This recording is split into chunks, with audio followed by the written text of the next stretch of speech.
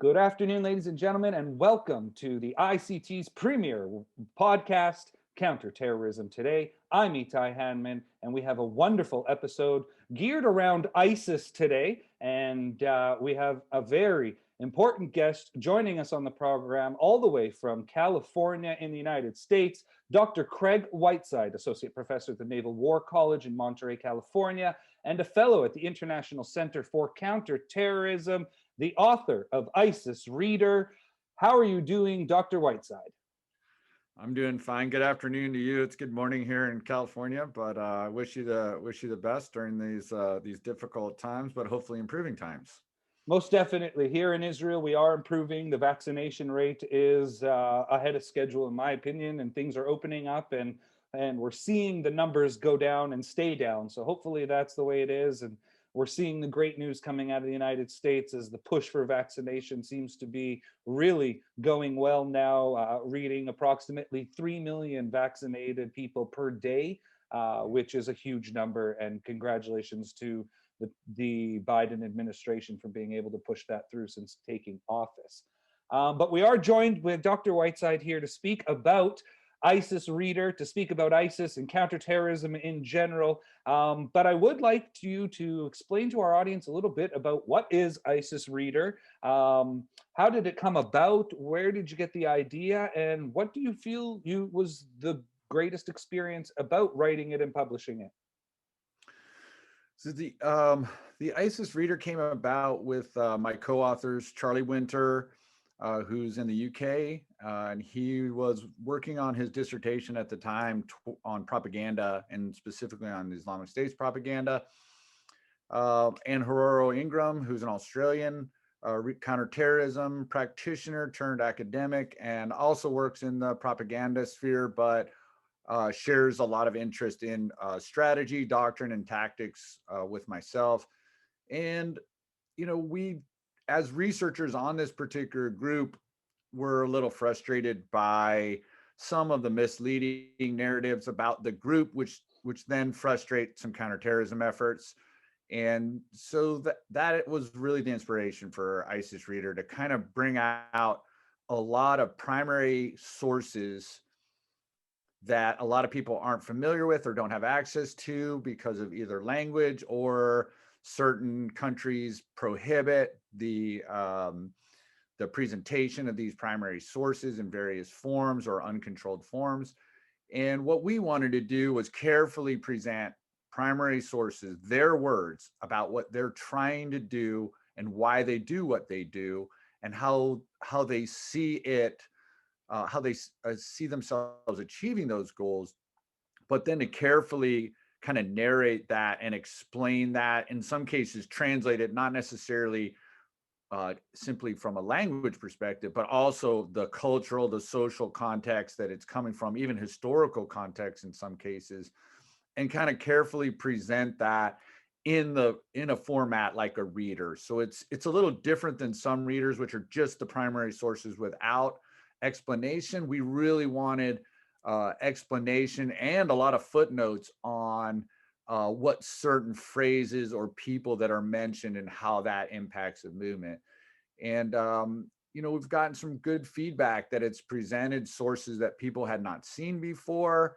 And to be honest, we use the ISIS Reader in our research just to go back to, well, what is it exactly that they said, and make sure that our analysis is not colored by our own projections of what we think about what they're doing, and make sure we balance it with what they're intending to do. So you made mention that part of the process here was to try to rid the notion of some of the misinterpretations about ISIS and what they are saying and doing. What are some of those misinterpretations that were out there that you were able to discover that are misinterpretations, and maybe be able to correct that in the narrative that leads to policy, which, as you said, harms sometimes the actual tactical or policy making when it comes to counterterrorism? Yeah, there's so many of them. I mean, that would, you're almost like, inciting me to talk for another 2 hours. But I'll just pick one that I've been dealing with a little bit more recently on some research that I'm working on. when we originally wrote it, we were just scoping it for the Islamic State period itself and not necessarily its predecessors. Now, the Islamic State itself dates to 2006, which is another misconception. Most people think, actually call it, the US government called them Al Qaeda in Iraq all the way up to probably 2013, which is incorrect. They had abolished Al Qaeda in Iraq. That might seem like a semantic, but if the Islamic State is an important concept to them politically, we probably should pay more attention to that, in addition to really their fraying relationship with Al Qaeda's leadership post 2011. Nonetheless, the one that we were encouraged by one of our reviewers of the manuscript to actually go even farther back into the early roots, Zarqawi, and how he put together the network that eventually becomes Islamic State in 2006 and beyond. And so that was fortuitous to have a reviewer that was like, look, you're understand just focusing on the Islamic State and not cluttering it up with its predecessors, but you miss most of the story by doing that. And so we had to go back and actually rewrite another third of the book, add a third of the book. Luckily, our publisher was okay with that. That then shows you the roots. And one of those documents early on in the book is Zarqawi's famous letter to Al Qaeda, where he's really pleading his case for his strategy. And this is a document that's been out. It's one of the few that's actually very well read and cited, but frequently it's cited as an example of how Zarqawi was consumed with his hatred of the Shia and his just more that it was a very emotional for him. And when you look at the document as a whole, and certainly in retrospect, it's quite clear that this is a strategy document and that he's trying to convince his superiors, probably unsuccessfully, but nonetheless, they accepted him into the Al Qaeda fold in 2004. But he's trying to convince them that his strategy of attacking the Shia as a provocation, one of the strategies of terrorism, as Walter and Kidd talk about, provocation, but also that there's a political context here, which he says, look, if we don't fight the Shia now, we'll have to fight them later. And that was always Al Qaeda's idea. Let's not fight the Shia now, fight them later. Because we have to fight them now because we will not be able to accomplish the political goals, the objectives that we're trying to do if we do not sabotage the Shia political project in Iraq and the American support for it. And even more importantly, which is often missed in the analysis, is Sunni support for this, Sunni integration, slow integration of Sunni elites into this political project. He understood very intuitively that would be a crisis, if not an existential threat to this particular growing movement. And it's very, very it's very important. It foreshadows a lot of what the early Islamic State does in shaping its political environment, really by targeting fellow Sunnis who are either Muslim Brotherhood or who are collaborating with the United States or are collaborating with the Iraqi government or both. And that is their focus for a very long period of time. But what that does is it sets the stage for them to dominate Sunni Iraq in the far future. And that's what you see in 2013 and 14. So something that has always been prevalent when looking at ISIS and Al Qaeda is specifically ISIS wanted to establish the Caliphate first and foremost and spread out from there. Al Qaeda, it's actually in their doctrines the last step. You fight everyone and then the Caliphate will be set up. And I wanted to ask you then, specifically in this document where you outline Zarqawi's not necessarily, as you said, putting out an emotional plea, but actually putting out a strategy for how to go about establishing what they want to establish. Is it already clear at that point that Zarqawi and his followers to be are intent on setting up a caliphate before Al Qaeda in that sense? Did they already in their minds decide that step one is the caliphate and then we fight everyone, instead of Al Qaeda's process where it's the last step in the process? Yeah, I mean that's a tough question, and it's hard to give a definitive answer to that because I'm not sure Zarqawi. They're quite pragmatists, and the reason he had visions when he went into Iraq, which was largely not his first choice, but it was because the U.S. had invaded Afghanistan, and his very idyllic training camp slash commune. It was almost a commune in Herat was disrupted by this invasion, and so he doesn't really have a choice. And his goal has always been to foment revolution in Jordan and his home country and in Syria. He had a lot of former Syrian refugees from the early Hafez Assad, um, uh, his put down of the original Muslim Brotherhood slash jihadi uprising in the late 70s, early 80s. So, but the invasion of Iraq created an opportunity for them that they went to see if they could exploit it. It created space for him to operate, and he was quite able to operate freely in large parts of Iraq post 2003, something he probably couldn't have done under Saddam, even though he was there. He was carefully outside of Saddam's reach in places like Kurdistan. So yeah, it's very pragmatic, and they have a political project, and they see the potential in Iraq. He's arguing that Iraq, and this is counter to, let's say, the management of savagery, by the way, the text that's written by some of his jihadi counterparts, not Islamic State related, who don't even mention Iraq. It's a complete impossibility for some jihadi political project that governs territory, i.e., a proto-caliphate, the foundation for a future caliphate. Iraq's not even considered. He's making an argument in this particular document that there's a possibility here that this could happen, but it's not. I don't think it's later until 2006 that the movement has grown since 2004.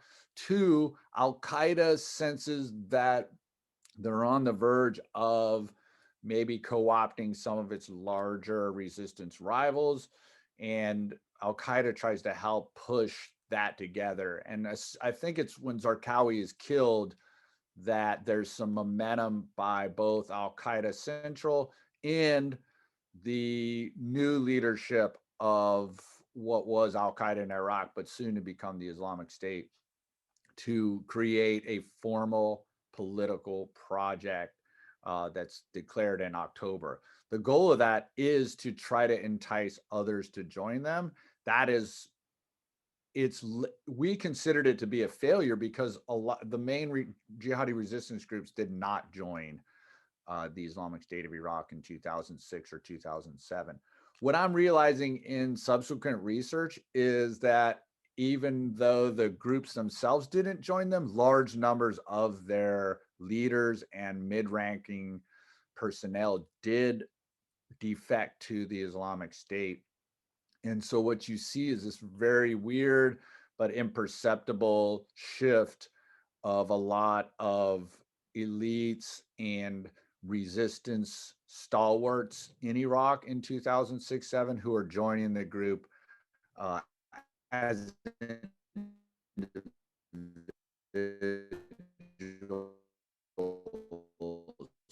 they're leaving their old groups, Jaish al-Mulk or Islamic. They largely fail between 07 and 13. And the beneficiary of that was the Islamic State. So that's a little bit of the hidden story of how they're able to persevere during some difficult times and then eventually be successful in the short term in creating a caliphate of sorts. So I think something very interesting about the ISIS reader specifically, and as you mentioned, it's full of primary sources. It's a booklet of primary sources with footnotes and explanations, etc. Maybe you can highlight to us a few of the primary sources that you guys were able to uncover that really may have shocked you or given you greater insight than you ever would have imagined into this organization that only can come from primary sources.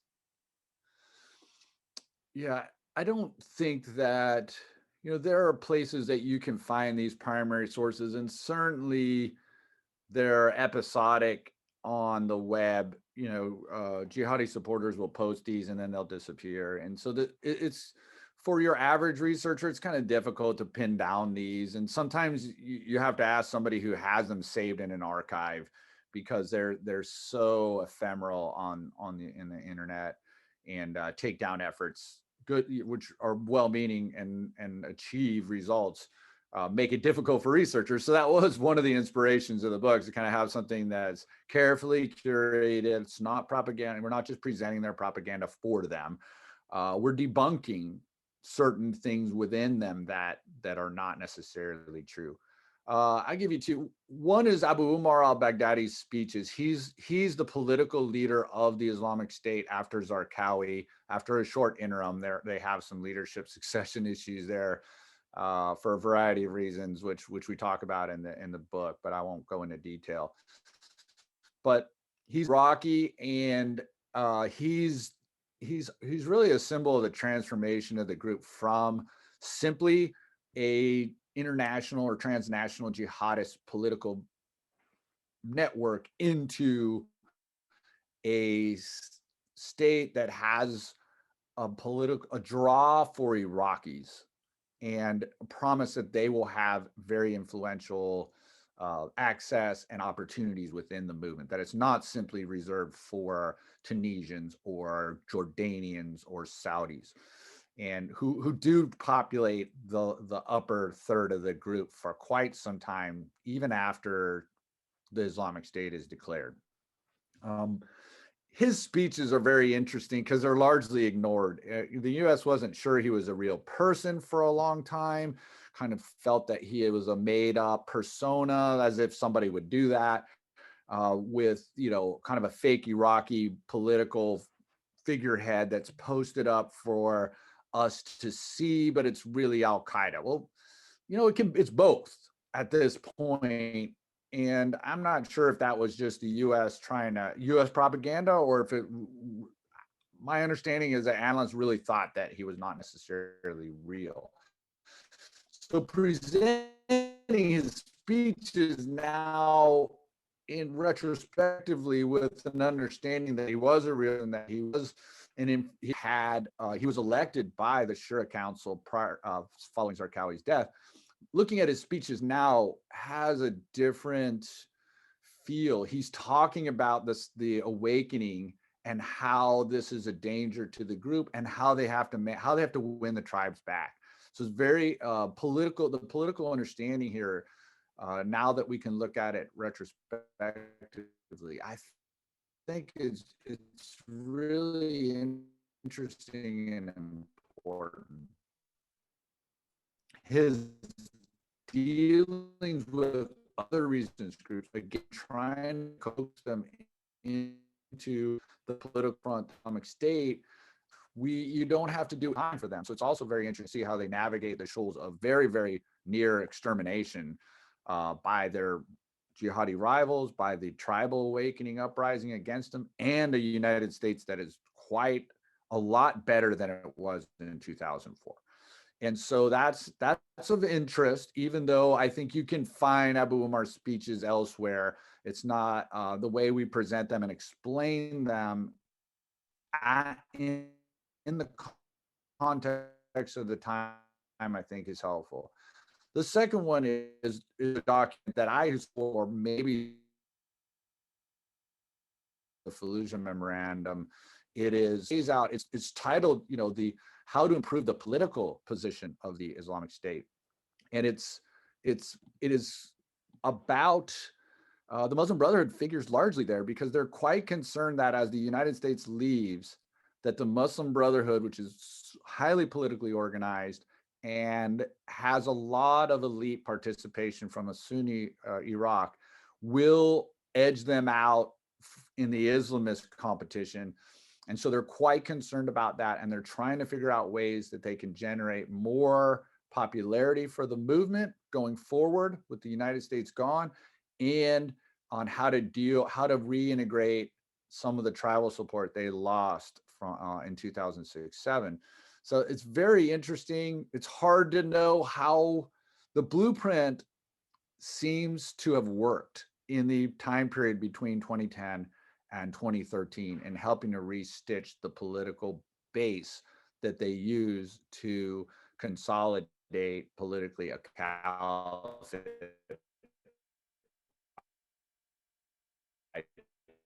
2013, 14 with very from other students. That's an important story I don't think has been told.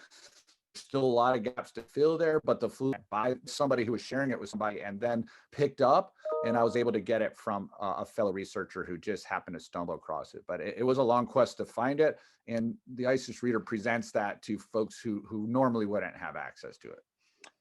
You explained something very interesting, I thought, which is that ISIS was trying to differentiate itself. The Islamic State was trying to push itself, make it more notorious, if you will, but show that they are not your everyday household terrorist organization. They are different than Al Qaeda. They're different than Hezbollah. They're different than Hamas. They have different goals and different ideas, and they're going to show you and whatnot. My question to you is I think it's something that's been up for debate quite a bit in the counterterrorism world, has been the violence that that ISIS was able to employ, and I think it got a lot more headlines because of their ability to use media, multimedia, social media, to present it while showing someone in a cage and getting that cage lit up, or showing the beheadings, which was a very, I think, jarring thing to the Western public when they were started to see that. I think a lot of counter-terrorist specialists, intelligence specialists, security specialists had all seen the Daniel Pearl beheading, for example, and things like that that happened not as frequently as when ISIS started to take over and do these things. And do you think that their passion for this type of violence or dramatic violence that they presented was part of the process of trying to differentiate themselves, or was it a scare tactic to the populations that they were trying to control?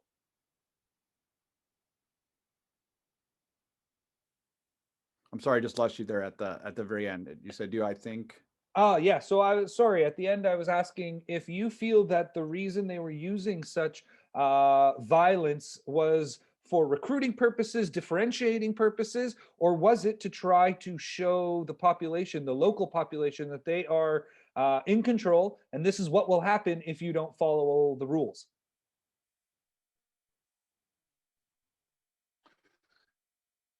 You know, it's it's a lot of those things. Haruro, my partner in the book, he has I think he has a really convincing explanation for why they do the different. He differentiates it that they largely have two logics. One is directed at its own population that they influence and control, and if you look at that propaganda, it's largely about governance. It's about good governance. It's about justice. It's about taking care of the poor. It's about living the Islamic principles as they as the prophet kind of outlined in what he felt the theoretical Islamic State should be.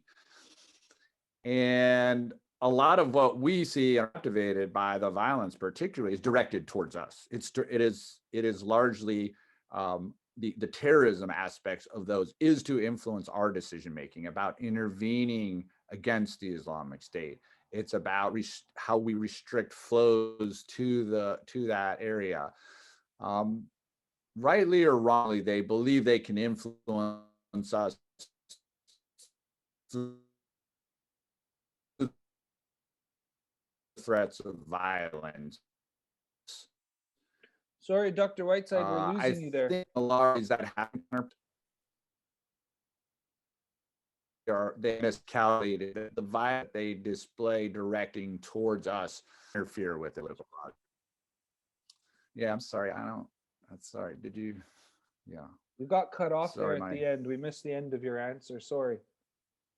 Okay. Yeah. Sorry. I'm sorry about that. I think my internet is a little bit seems to be struggling a little bit.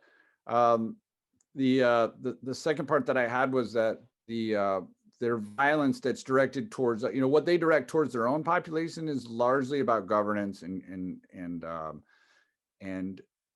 justifying the legitimacy of the political project. For us, it's the violence. They seem to believe, probably incorrectly, that the more violence they use directed at us as an audience will deter us from interfering with their political project. And that has largely backfired, as many political commentators or terrorist studies, analysts and scholars have noted. Instead,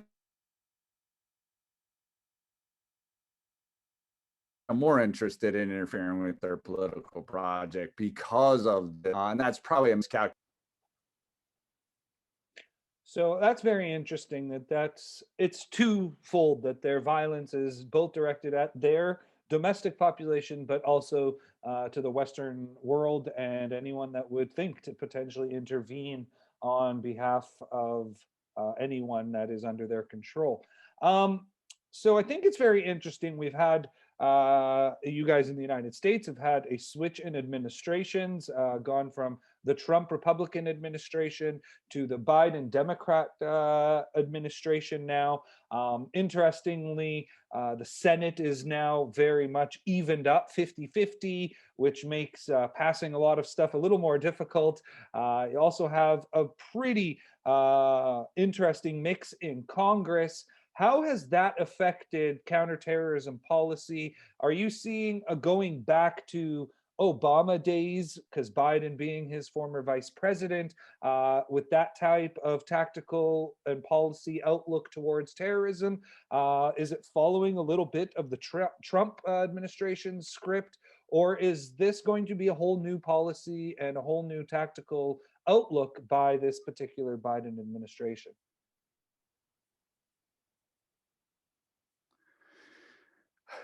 It's a little early to tell. I don't see a lot of changes right now that are very drastic. I think they'll be subtle and careful. My only observation that's somewhat unique is I think that although President Biden was part of the Obama administration, there seems to be amongst his at least a national security advisor and some comments I've read by Jake Sullivan, that there's a lot of reflection and learning going on about what they think they got wrong as practitioners, policymakers during the Obama administration, and how to change that in a new administration. So they've had 4 years to kind of reflect, and I kind of I rarely hear policymakers that reflective, and yet, so that gives me some optimism, some sense of optimism or hope that Jake Sullivan, the National Security Advisor, the people that he's advising, and President Biden have learned from, let's say, kind of the abrupt and expedited withdrawal from Iraq, the rise of the Islamic State, and so. I'm cautiously optimistic that this administration has learned from some of the errors that they have done. They want to capitalize on some of the things they thought did work in that previous administration, and they're going to apply it again. But as many people have noted, there's frequently, despite campaign rhetoric and political rhetoric, U.S. policy and the Trump administration might be an off point. It might be the exception to this rule, but that there's usually more continuity and more overlap than there is change in U.S. policy, and I think that'll apply to counterterrorism as well. Very interesting. And as we sit here in the midst of a pandemic, as we touched on earlier, hopefully everything is going back to normal in some capacity as vaccinations worldwide are going out there. We're in 2021, and honestly, a lot of the news that we have seen around the world has been covering the pandemic, has been covering domestic issues that are going on in everybody's internal countries, be it the United States, Canada, Western Europe, anywhere around the world. And sort of terrorism and national security has sort of fallen to a backseat, if you will, during this pandemic. Have you seen a rise or an opportunity that the Islamic State or any of their peers are trying to take advantage of this situation at the moment? That's hard. That's hard to tell. I mean, looking at Islamic State activity, which I've done for quite some time, and going back quite, 2007 really, and even before. Um, the Islamic State is pretty patient, and it's hard to tell sometimes whether their activities are, they always have to generate constant activities, but to see they've in the past, let's say in 2012, 2013, in the past, they've saved up some of that capability for surge campaigns, if you will, that we saw in the summer 2012, for example. And those come out of nowhere. It's very difficult to understand whether they're, whether it's a lack of counterterrorism pressure that's allowing them to build these up, or if they have specific operational campaign and designs that are driving these types of fluctuations. So I think the counterterrorism pressure that the global coalition against the Islamic State has been able to generate, despite the pandemic, is actually pretty laudatory. I think it's been pretty good in Iraq and Syria. It's keeping some pressure on the group. Unfortunately, it's Africa where the group is expanding, and its affiliates are with some financial assistance and advisory assistance by the has improved their capabilities against pretty weak state opponents, and that has generated some discussion about how the activities in the far-flung provinces are actually more impressive than what the core of the group in Iraq and Syria has been able to announce. I think that's pretty clear distinction. It's not by design, but again, the group is pragmatic. It's going to go where success is. It's reinforcing success. It's pushing money in that direction. And they hope that might alleviate some counterterrorism pressure on them in Iraq and Syria. Oh, we saw France try to respond forcefully to some ISIS activities in Africa over the last year. And you mentioned Africa, and that's where I wanted to sort of steer the conversation before we let you go here, is the future of ISIS. And the future of ISIS does not necessarily seem to be centered in its former caliphate, as more control is being asserted in that region by their governments, be it the Iraq government, the regime in Syria, or whoever is controlling territory, be it any given day, if it's Iran, Turkey, Russia, or Assad. Their stronghold, as you mentioned, doesn't seem to be that big of a stronghold where their pushes are going to come from. It looks like their future is in Africa at the moment. Where do you see them going from here? Are there any specific places in Africa where you see that they are going to try to take advantage of weak state situations?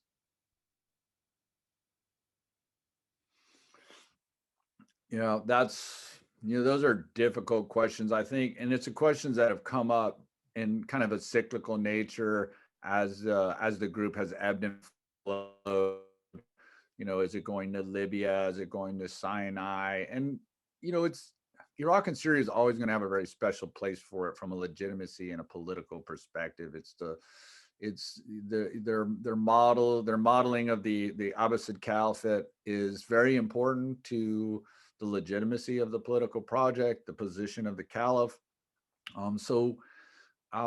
In those ways, Iraq and Syria will always be, and the Levant in general, will always be very important to this particular group, even if it's suffering at the hands of stronger states, as you put it, or other entities. And but it's the weak in states in Africa, and it's the improvement of those affiliates in those areas, in different areas of Africa. It's hard to even guess whether it's West, Central, or now Southeastern Africa, the southern parts of Africa, on where they are going to be most successful. You know, going back to Zarqawi, where there's strong fissures and contradictions in local societies is where even outsiders can help kind of pry those communities apart and pit them against each other. And that's been an Islamic State. That's been a principle of their strategies and where to go. But I'm not even sure they know. They are almost like Soviet operational doctrine that's just reinforced success. If you push over here, it doesn't work. You push over here, it works. You just go in that direction. It doesn't. There's no strategic master design on, you know, this country than that. It's quite opportunistic in going in different spots in the world and have us as counterterrorism coalitions looking in too many directions that they're going to be successful. That's how they're going to be successful. And so at the end, you know, Haroro calls them adhocratic, meaning they're very ad hoc. They're very pragmatic in the sense of going towards success and reinforcing that, and then, you know, just giving up on places that are just too hard. You know, Saudi Arabia, they would have loved to have generated some kind of successful movement there. Very difficult with the counterterrorism pressure that's in that specific space. And so they've largely, I won't say given up, but they don't have high hopes for that particular project. And I think that's how they roll. And it's interesting because it doesn't have this master design or master plan, right? And one final question for you, Dr. Whiteside, before we let you go. At the beginning of our conversation, you mentioned the process, the story of ISIS, and how you guys had to go back and write another third of the book, basically, on the roots of ISIS, the Islamic State. And you brought up Zarqawi and how he was planning and what he was doing and going forward with his plans. And when you look at ISIS today, is there, I guess, a leader that has that charisma that Baghdadi did, that Zarqawi had, that elevated them to the level that they were, and then to top it off, you mentioned the Sunni Shiite divide and how that was very important to Zarqawi and sort of divided him and Al Qaeda on a tactical level. We're seeing right now Iran and Saudi Arabia going at it all over the Middle East, one Sunni, one Shiite. Where do the groups like ISIS fit in this process right now? When you see Iran and Saudi Arabia going to war with one another through proxies, Sunni versus Shiite, where do we end up seeing groups like ISIS, Hezbollah, Hamas, Muslim Brotherhood, Al Qaeda? Where do the Iraqi militias that belong to Iran, where do they fall in this larger battle between the Sunni and the Shiites that we're seeing take place in Yemen, Syria, Iraq, and specifically, where do these groups fall in between these two major players in the Middle East? Yeah, I mean that's a huge question. I'll try to narrow my answer to some observations that we have in the book a little bit. And that's, you know, it was the invasion of Afghanistan and subsequently Iraq that creates an opportunity for the group to grow from just a few to, you know, thousands, and then create a movement that, for a variety of reasons, has lasted through some ebbs and flows and through some strong counterterrorism pressure, and then some weaker ones in certain time periods. I'll start with the leadership. So the one reason the group has been resilient enough to survive multiple kind of catastrophes, political catastrophes for them, is their leadership succession model. So I wouldn't consider Abu Bakr a charismatic leader, even though he was it's actually they're anti-charismatic, meaning the position is actually more important than the person. So Abu Bakr he made one speech in his first 2 years, and that was a eulogy of Osama bin Laden. That was required. Otherwise, he never made a speech. You haven't seen his successor make a major speech because they don't want to tie themselves to these down periods where they're stagnant or even losing. They've lost the caliphate. They don't want to tie themselves to that. Instead, it's the position of the caliph, which has kept the affiliates tied to the larger group. And they're not even interested necessarily in who it is. Al-Mawla is a longtime movement person who's been group since at least 2007, if not before, and has worked his way up the Sharia ladder, is educated in Sharia in Islamic studies, and has bought the Americans and the Iraqis and maybe even the Syrians. And so they have this credibility, and that's just going to be good enough. In the meantime, they don't showcase that charisma. It was Zarqawi that was the charismatic leader who kind of is the visionary, the startup leader, who then imprints the DNA on the organization. And then once he's dead, that charisma lives on. You can't. It's very difficult to find Islamic State videos or even Dabiq or Rumiyah that don't have Zarqawi quotes or clips or him talking in the background. They rely on that posthumous charisma of him. And then they have very anodyne leaders who just manage the organization. And when they're killed, they're replaceable. Even in Abu Bakr, who was the first caliph and the person who we see for the very first time in June 2014, right? Well, we see him for the first time in public. And that's it. That's all we get to see of him after that. And that's the magic that they've created. It's a really fascinating leadership succession model that Al-Qaeda doesn't have. Right now, compare that to Al-Qaeda. Whatever is going on with Al-Qaeda's leadership success, it is a mess, right? And it's not matter. So that's one thing I'll leave you with. And the comment you have about, say, Saudi Arabia and Iran, or just any conflicts that are happening in this region, they love to sit back and wait. And then that is usually when they're saving resources up for to it. And they're not sure what they're going to exploit because they understand these are moving. These things are moving. They're unstable. But again, Syria is a perfect example. In 2011, most people consider the group to be on, at the bottom of its life cycle, going back to 2004. Like, this is the bottom.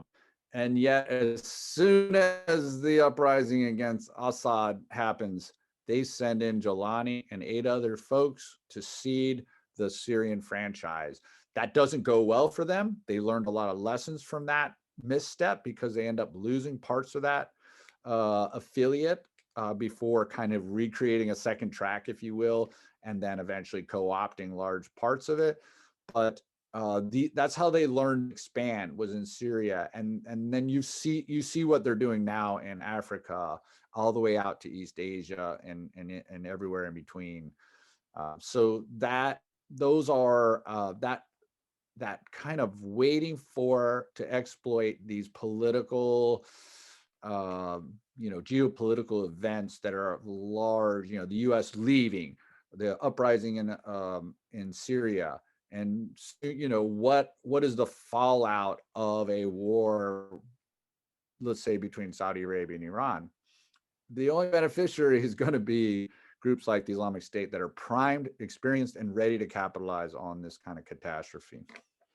And that's, I guess, where we have to hope that U.S. policy and other NATO global counter-terrorist practitioners are thinking this way and tactically preparing themselves for that moment when ISIS tries to exploit a geopolitical crisis of some sort, and we'll have to have a reaction by the global community.